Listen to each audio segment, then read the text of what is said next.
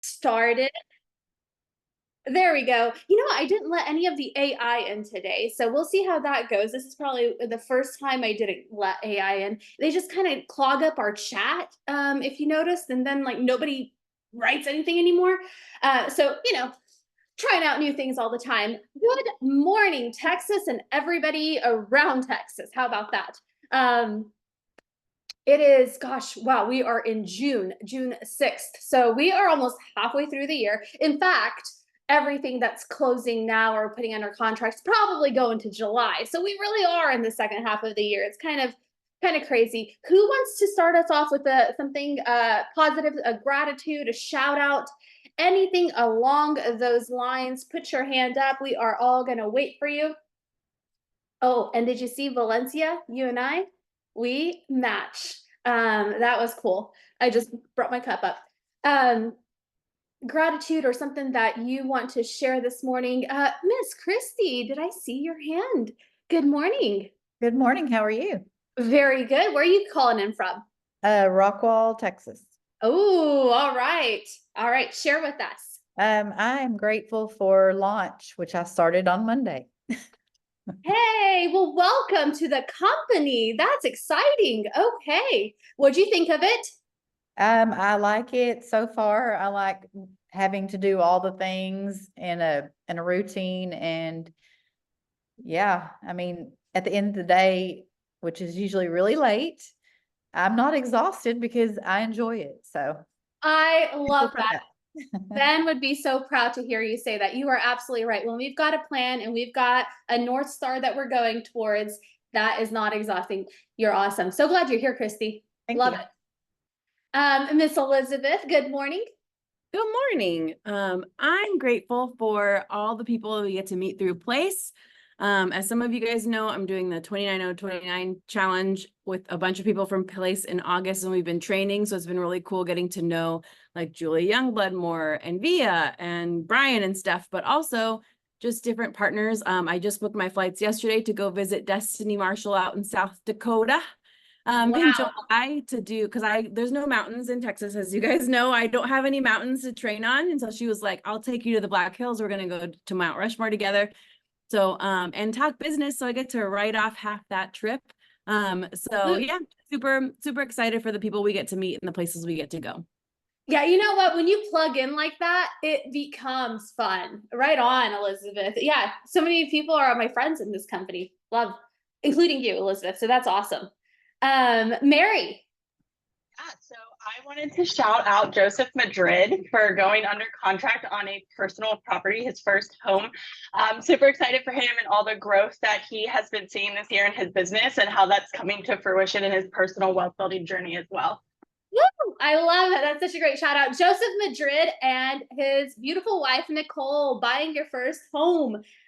Ben would be proud of that too. That is awesome. The first home, and it turns into like this awesome snowball effect after that. Cool. I love it. This morning, we're going to be talking about open houses, and you're going to be like, why are we talking about open houses? Like, we already know how to do open houses. Awesome. I hope you do. Like, if you went through launch, you should know how to do an open house. Like, I would be a little concerned if you had no clue how to do an open house. We would all be concerned, right? You should be concerned. But we're not going to talk about like the stuff that we probably already know, or maybe no, I don't know. We'll see. We'll see what the panelists have for us. But I know we just did, a 30 and 30 challenge, which awesome for those of you who went to Scottsdale. So super excited, right? That was a benefit of effort, right? It took effort to do 30 open houses in 30 days. Today, I want to talk about results. And I found two really great people in our company. And I've known both of them for years. Actually, I've known Lisa Archer for a lot more years than I've known Jonathan. Lisa and I probably met, I'm going to spotlight them while I'm talking. We probably met, oh my goodness. Wow. How long ago was that? Like maybe 2011, 2012. I mean, we've been around for a little while, so we're going to age ourselves at this point. So that's been cool. And then Jonathan, I met him during the pandemic. So glad he moved to Texas so that we could all meet him. So this morning I've got two really awesome people on, and they have some open house stories and mechanics to get into.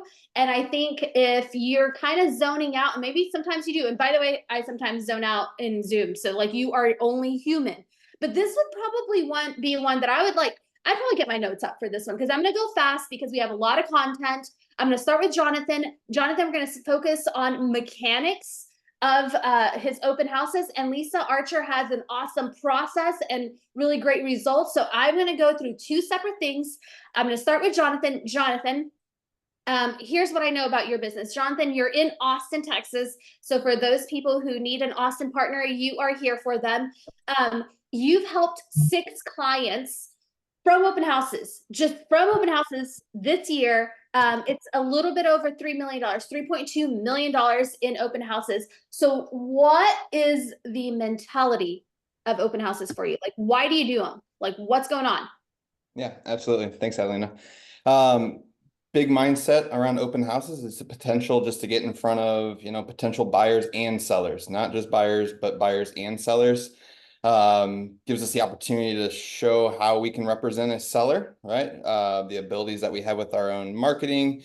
But it's basically people raising their hand, whether they're getting ready to sell or getting ready to buy or just getting started in the buying process, right? So it's really big on determining kind of where they're at in the process and how you can best help them. Okay, which is kind of funny. So I'm going to skip around for a second because you said sellers, which is interesting because we think of open houses as buyers, like at least most people, right?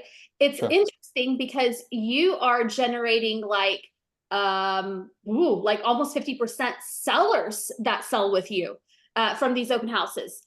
What are you saying? Are you saying something in these open houses, or how are you pitching it? Absolutely. So, I mean, it all starts with presentation, right? Like I put probably 20 plus signs out, if not more, on every single open house I do. So main intersections, you'll see 5 or 6 on each side of the main highway. I got directional arrow signs going all the way in, both, if it's a community, 2 or 3 different entrances.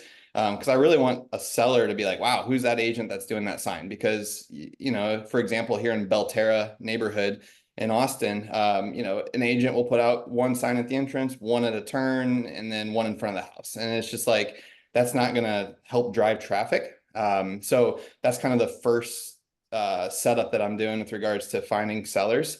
And then it comes down to when they're actually in the house, asking the right questions, figuring out why they're there and how they got there. So did they see my signs? So if they saw my signs and they're either a neighbor, they live in the area, or they're like a first-time home buyer that's just kind of out scoping the area. They saw the sign, they pulled in.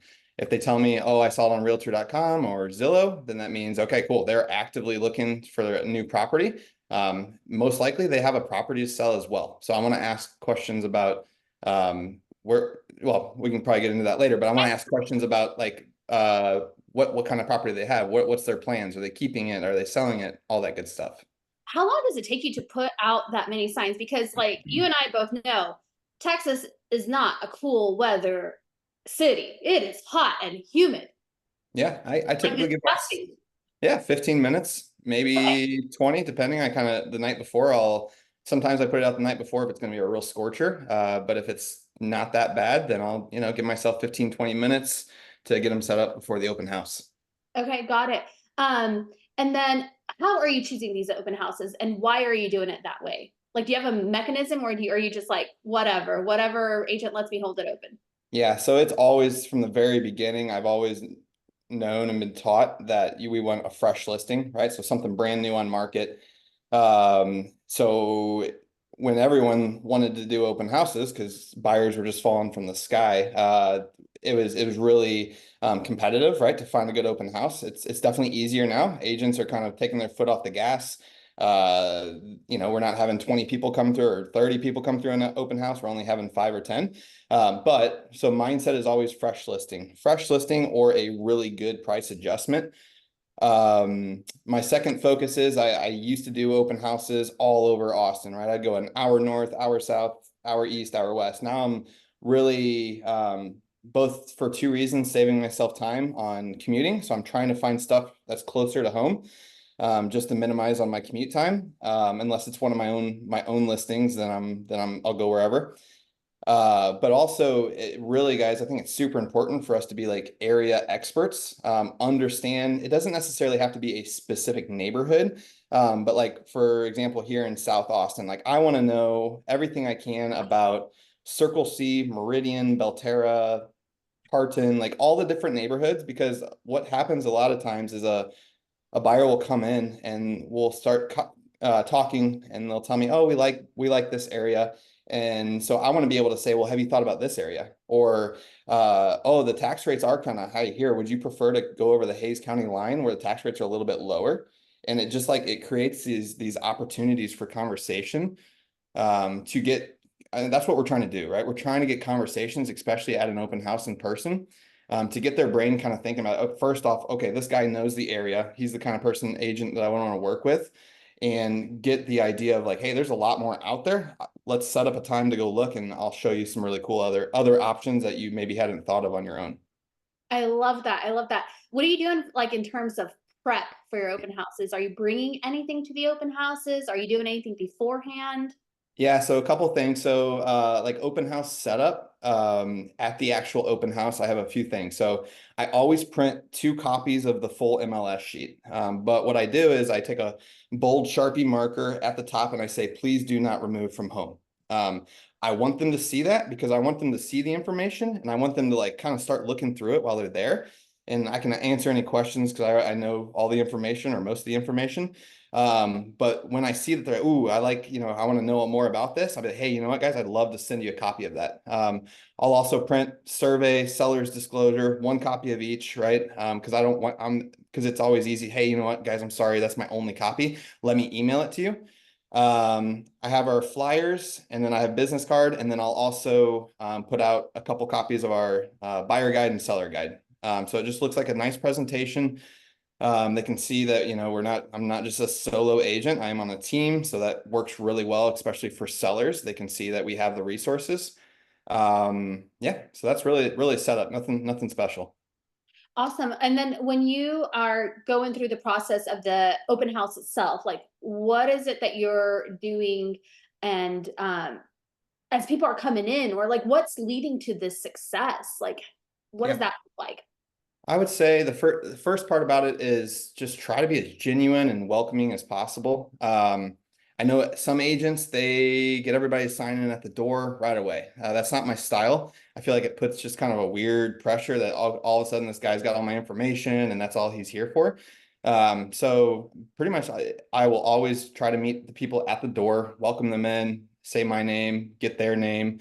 I'll always ask it a second time because I always forget, to be honest with you.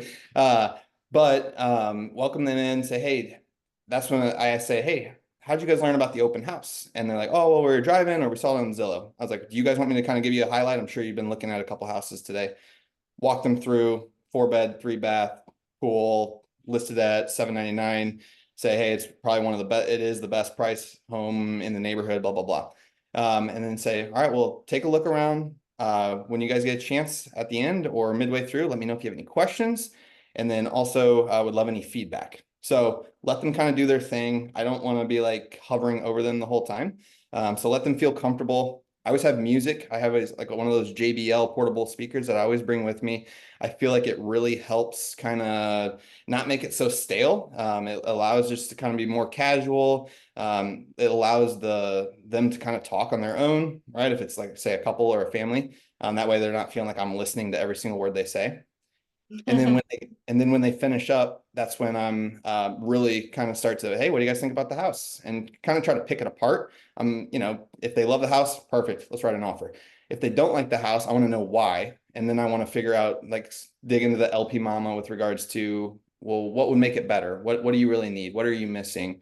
During that same conversation, kind of at the end, as we're, huddled around the island, try to figure out or ask them, hey, are you guys renting? What's the end of your lease date? Have you guys where are you at in the buying process? Do you have a house to sell? Can we talk more about that? Offer to run put together some numbers for them so they can better understand, and then try to set an appointment if they are a seller. why do you think people aren't put off, right? By, I guess, your questions, or like, why do you think people actually talk to you? Because you have a way, you're doing an awesome job. I mean, you're closing one a month, you're averaging one a month right now, from open houses. And so turning visitors into potential clients, like, is it your questions? Is it how you're making them feel? Like, how can we dissect and do what you're doing, I guess? Yeah, I think it's just, I mean, just being a human and just asking questions and being warm and not being over, because if someone doesn't want to talk to me, I can sense it really quickly, and that's okay. Like I am not going to add everybody into my database whether they want it or not.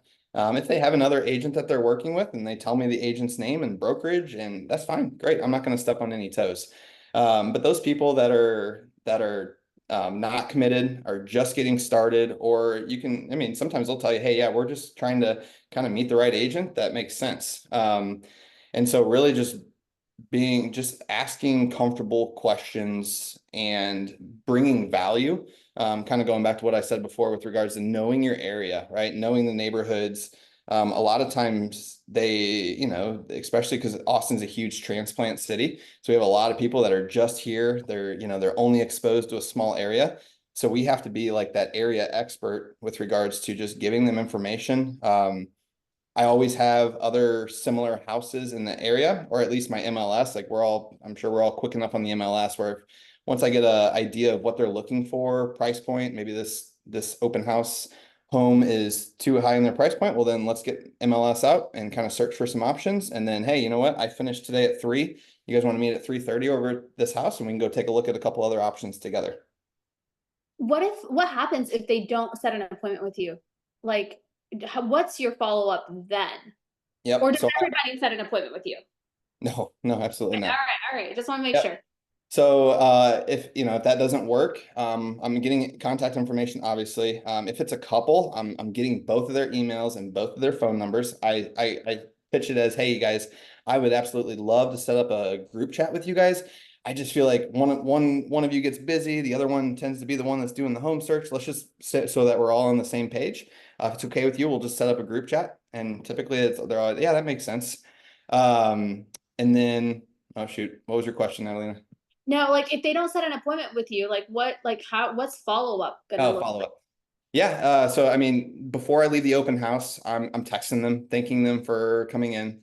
I'm going into Brivity. I'm setting up a listing alert. I customize the subject line, and make sure it's like customized towards them and the notes that I took while I was there. And then that kind of reminds me, I'm kind of old school. I have my leather bound notebook with me at all open houses. And I always have Brivity created so that way you can put the new lead into Brivity. But I do it myself. I feel like it's less pressure and kind of less intrusive if I'm just like, hey, you know what? Let me just go ahead and jot your information down here in my notebook. It's that way it doesn't look like I'm putting it into my big system and I'm going to blow them up on all kinds of stuff. And I can take notes right there in my notebook in front of them so they can see exactly what I'm writing. It's not like some mystery guy behind his laptop that's just going to drive them crazy. So once I put them in my notebook, once they leave, I have a second, then I kind of update their Brivity profile, add them as a new lead, and then set everything up. And then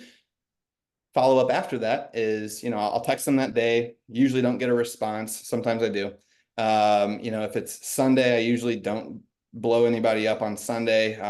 I will just say, hey, if there's anything that you guys want to go look at today, I am available. Let me know. And then Monday is when I call. So just checking in on their weekend, seeing how things went, see if there's anything at all that I could help with. Do you have a favorite time or day that you do open houses? Somebody asked. Yeah. So Saturdays are great. You can get 2 in on a Saturday. So you could do a 10 to noon, 10 to 12:30. And then, depending on timeline between the two houses, do another one starting at say 1:30, go until 4. So Saturdays are great. There's really anywhere from 10 to 4 are awesome. Sundays, mornings are a little bit harder just because here in Texas, most people are at church. So I would say, you could start at 11, go till 3, maybe 4, depends on the neighborhood and what you expect traffic to be. I gotcha. If people aren't getting results, like, what would you advise? You just got to keep doing more. Okay. You You gotta just, get actually good at it so that you know what to improve. yep, you got to get good at it. Shadow team members that are successful at open houses, see their style. A lot of it just comes down to style and just getting comfortable and learning from somebody else that knows more about that area or neighborhood. And yeah, it's truly a numbers game, right? I mean, there's plenty of open houses that I've done and no one showed, and it really sucks, but it's okay. It's like I worked for 2 hours while I was there. I did a whole bunch of follow-up.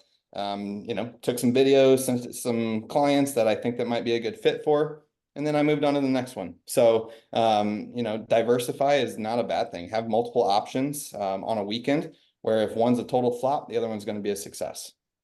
I love that. I love that. Jaime, do you have a question? I did. Jonathan, I think everybody listening to this call, they see what you're doing now. And I think you and I started with Place around the same time. And I want you to describe your first 4 months of open houses. Like, describe your first going out the gate, because I think we have a lot of people on the call that might be in going out the gate right now, and what they will experience and what they could experience later on.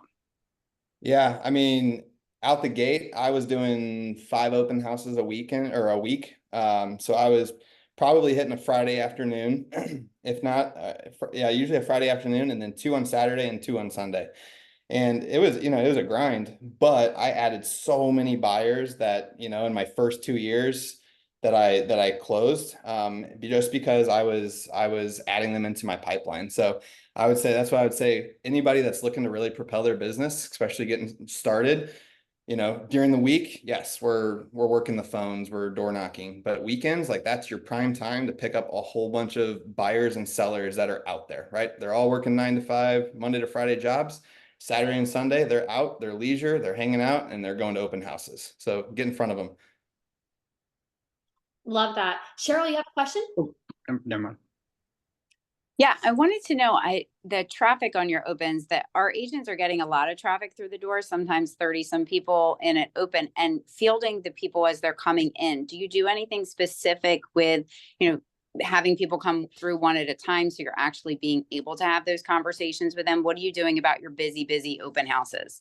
Yeah, that's a great question. Yeah, so busy open houses, I do kind of pivot a little bit where I'm really there just to get everybody signed in.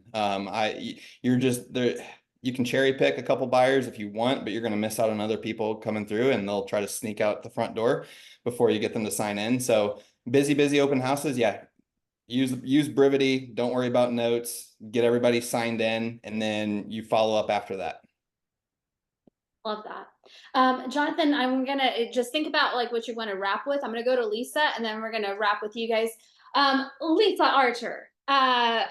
Lisa Archer has been a real estate queen for a very long time. She is in Charlotte, North Carolina. If you've never been, beautiful city. You probably have buyers and sellers who are coming and going from over there. And so on that note, Lisa, you have some crazy things going on, which I was just shocked about. You've sold at least 10 of your own listings through open houses. Is your market just that crazy hot, or are you guys using it as a strategy? What the heck is going on? Oh, hold on. Let me unmute you. Let me see. Unmute. Let me see. Well, darn it. Hold on. We're going to figure this out, Lisa. iPhone. I'm just going to unmute everybody. I think it just says I can ask to unmute you. I can't actually unmute you. What? She has to unmute herself. Oh, I did that already. hey, yeah. All right, there it is. I There did you it go. again. Okay, sorry. Yeah. Weird. So what's Okay. going on in Charlotte? What's Hello. crazy? Hi. Okay, so I could talk about this all day. I teach the Ignite class now for open houses. And it's the biggest recruiting tool I've ever found. So far this year we've recruited 4 agents from the open house class, which is stupid. Anyway, so I love open houses. It's literally part of our listing strategy. And so yeah, like I said, I could talk about this all day, so I have to figure out how to be concise, like Ben says.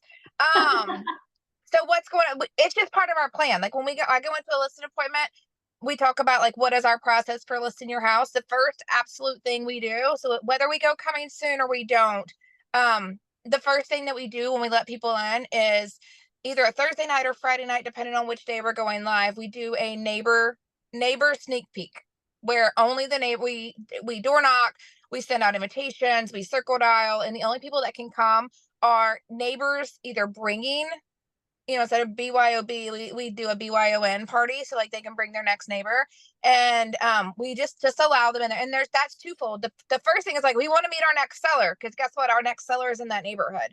And number two, people want to like pick their neighbor, especially if they've had a crappy neighbor. Like maybe your listing is the crappy neighbor and they're like super happy to see them go. But, regardless of that, our big thing is, when we take a listing and we do open houses, there's never a bad open house. Number one, if say not one single person comes, we still did all that pre-work. We still did all that marketing. Nobody in the neighborhood, except for maybe the two neighbors right there, would even know nobody came. But if you have your team come, or you have at least a couple of people drop by, they are always going to think it's successful. We always have a vendor of some sort, whether it's a lender. If we know it's going to be a crazy busy open house, it's always going to be a lender. Like we're never going to have to be worried about the number of people that come in, because we're going to have extra set of hands and extra set of people talking and handing out business cards and getting information. As far as like Brivity goes, and we've only been with Place since January, we now do the QR code and we put it in a plastic thing that we can, plastic case that is not going to get removed. And on the other side of it, we put the MLS sheet, because I do not want to, we don't print anything. Other than our business cards, we have nothing printed to give to people, because we are going to capture their information, or we're going to text it to them. And then, of course, we have their cell phone number. We're going to hear the ding. We're going to see it pop up on their phone. We're sending them Brivity link, all of that. We're super techy. We want their information. We do not care if they have ours, right? But even if like the open houses, no one comes, that's 2 hours or 1 hour. And we do a lot of 1 hour open houses. And I'll tell you why. We do a 1 hour open house because people prioritize the 1 hour open house. If they're going out on Saturday and yours is 10 to 11 or 11 to 12 or 12 to 1 or whatever the time is, and all the rest of them are 2, 3, 4 hours, guess who they're going to first? They're going to make sure they hit yours because it's 1 hour. And they tell me every time they come in, they tell my agents every time they come in, yeah, we came to hit you first because you were only 1 hour. And I'm like, right? Like it's a big thing for us. But like I said, even if no one comes, that's an hour, 2 hours, whatever the time frame is for my agents to do their top 10 or to contact people. And their whole goal, like we don't care about 5 to 10 new people to put in our database. We want to set one appointment. That's the entire goal, is set one appointment, whether it's a listing appointment from them door knocking, whether it's somebody that came through the open house, whether it's if nobody came, that they set an appointment from doing their top 10. It doesn't matter to me. But that's literally our process. Did I answer any of your questions? You did so good. Okay, so like if you got a new listing, you're doing like a neighbors only sneak peek, which I love. I hope you guys all do this now. This is so good. Specific to the neighbors, you're doing it on a Thursday or Friday. What times work for you for that? Like 5 to 7. 5 to 7. Are you doing any open houses on the weekends at all? Yeah, we do. So say we do that Thursday one.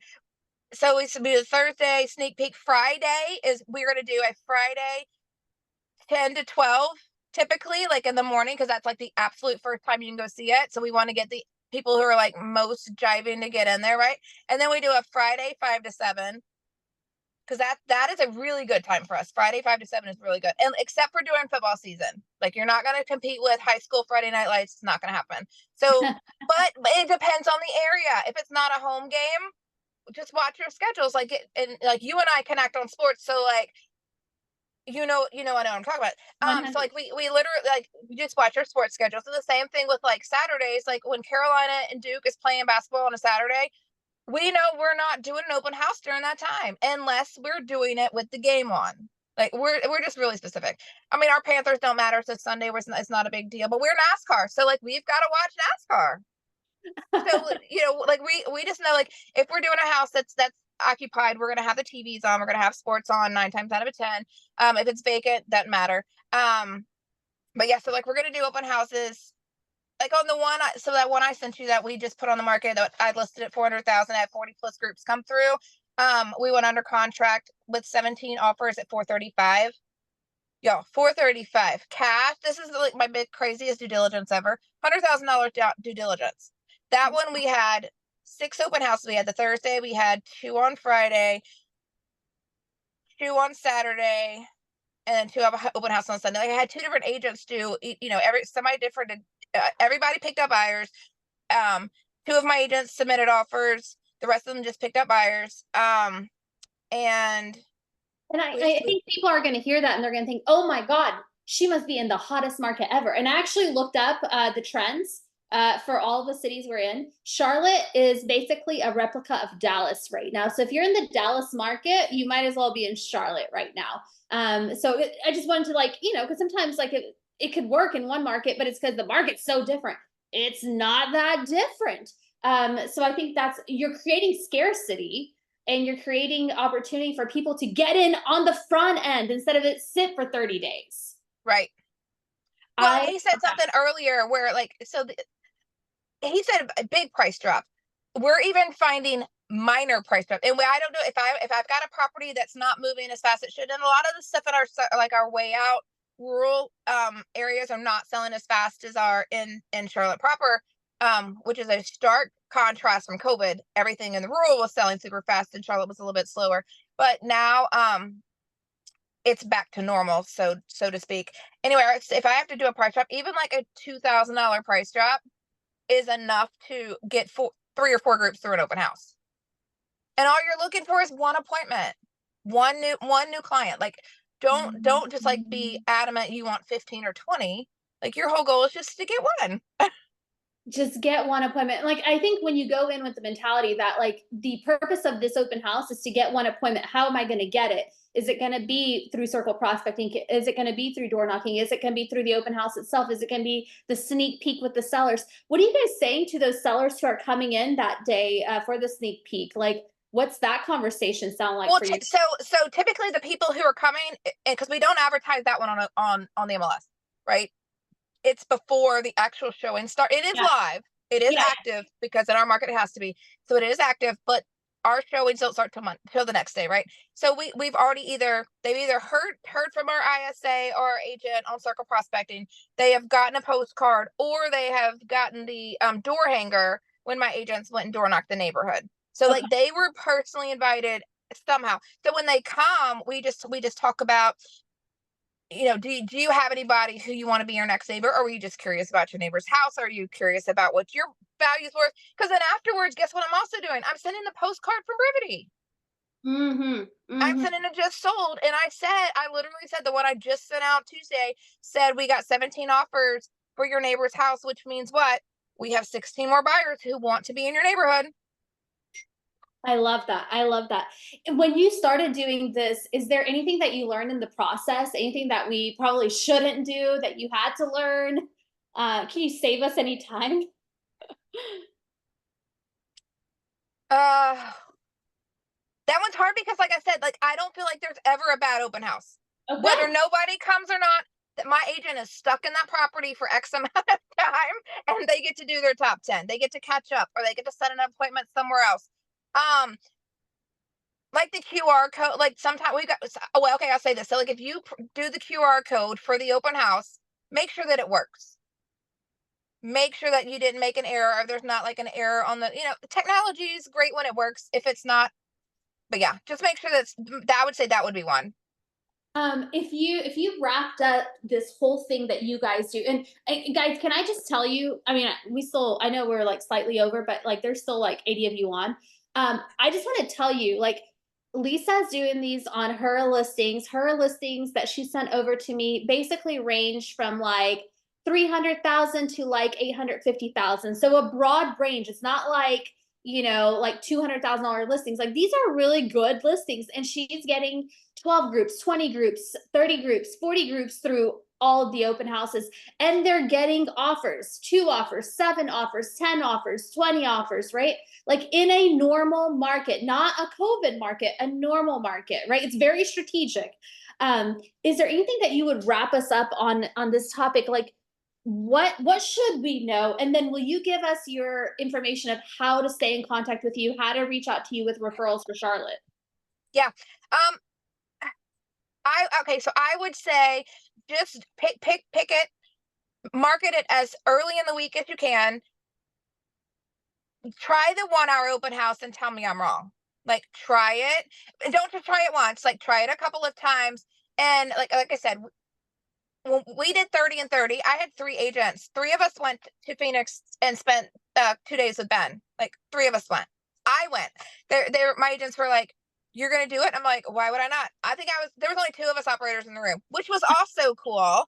Cause like then Ben and Brian would be like, hey Lisa, remember when Gary said this? Remember when Gary said, like, so like that was fun. To like reminisce with my friends. But like it was also nice to show that my agents that yes, I'm the operator, but and I can do 30 open houses in 30 days. So between the 3 of us, we did 95. That doesn't count the 2 other agents we had who didn't do that many. So we do open houses every day.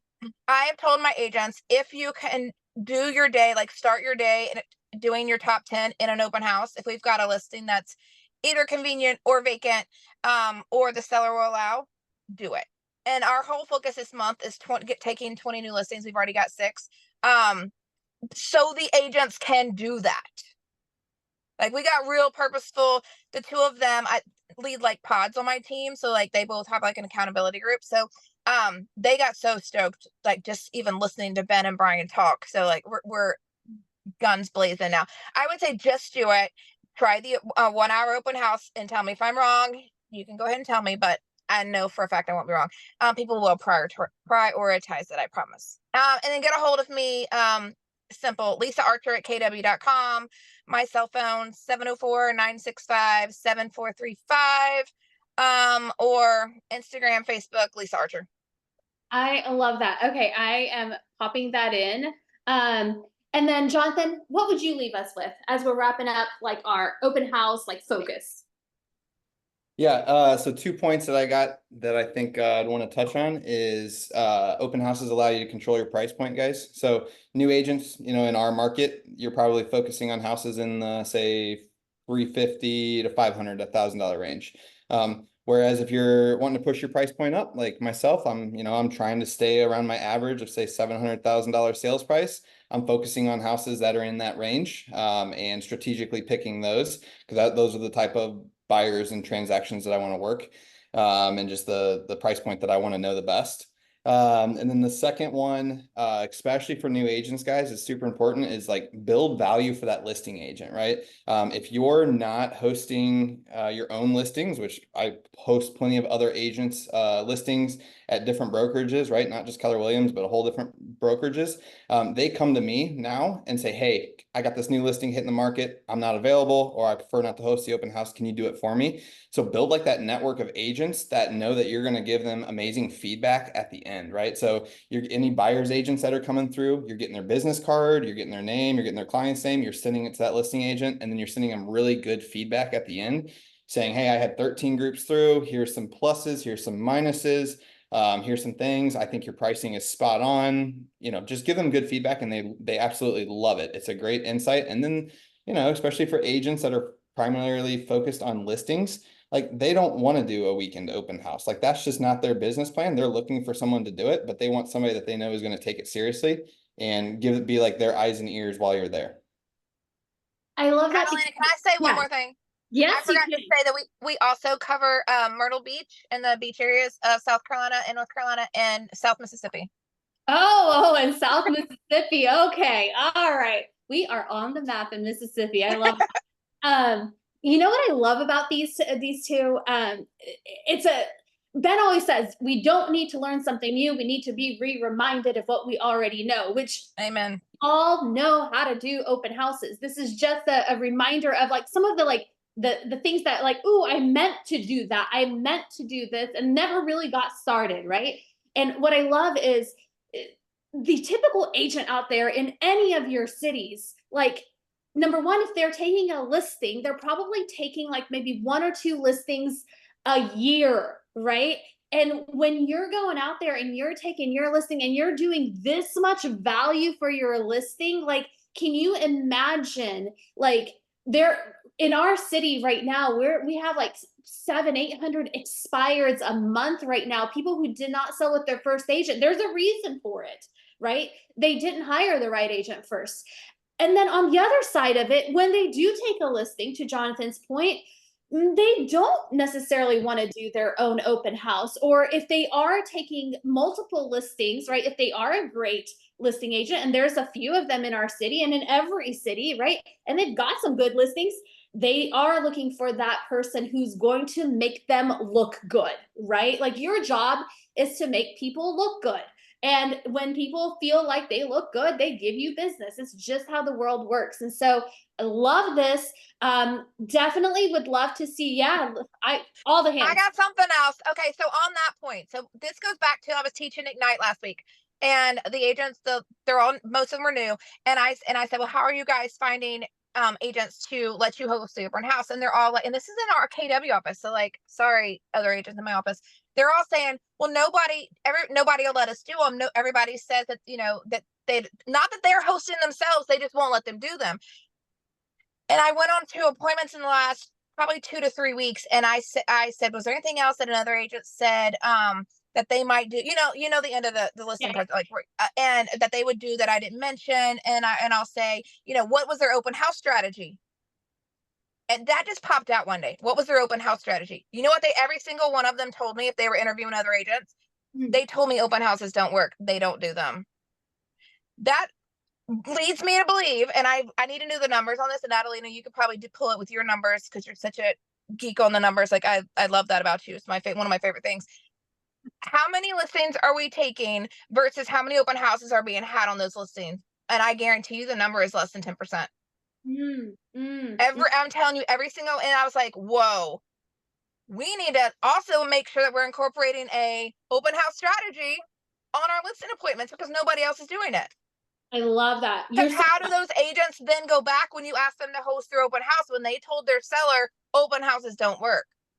So I think a huge thing, and I had this conversation with my team on Friday or no, Tuesday on our meeting about if y'all are calling expireds and FSBOs, y'all have got to hammer, we have an open house plan. I love that. Guaranteed their prior agent didn't do them. Love that. Right on. Right on. Man, you guys, this was fun. Thank you for bringing the energy. God, Jonathan, Lisa, whoo, I feel ready to start my day. I hope everybody feels ready to start their day or weekend. It's Thursday. We go ahead and get your Friday, Saturday, Sunday booked up. If you don't already have another appointment, get you an appointment from these open houses. Love you guys. We will see you again next Thursday. Lisa, thank you. Jonathan, thank you. You're welcome. Access and Beyond. We'll see you next time. Bye, guys. Bye, everybody.